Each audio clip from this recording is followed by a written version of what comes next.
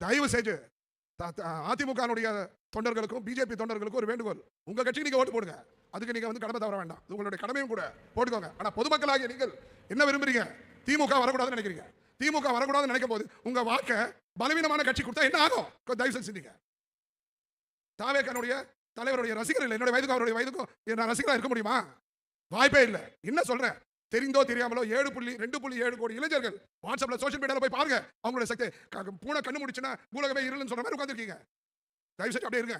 தேவை மக்கள் இப்ப 30 ஆண்டு காலம் தொடர்ந்து வாழ்ந்தவங்க கிடையாது, தாய்ந்தவங்க கிடையாது சொல்லுவாங்க. ஒரு சைக்கிள் வந்தாச்சு. 50 ஆண்டு ஆயிடுச்சு. அதனால அது முடிக்கிற கத்தரணம் வந்திருக்கு. தயவு செஞ்சு முடிப்போம். ஒரு வாய்ப்பு இளைஞர்கள் மிகப்பெரிய அளவில் கொடுக்க போறாங்க. 1 கோடி பேர் சரிஞ்சாலும் மீதி 1.25 கோடி இளைஞர்கள் இருக்காங்க. மிகப்பெரிய அளவில் வாக்கு சதவீதம் ஏறப்போகுது. அது வெற்றி சதவீதமா மாறணும்னா தயவு செய்து வாக்கு பிரியக்கூடாது. இப்ப சீமான் அவர்களுக்கு 8% வருது, 6% வருது, 4% ஒரு நாட்டில் ஒரு பெரிய பிரச்சனையா? அதான் நாடு பிரச்சனையா?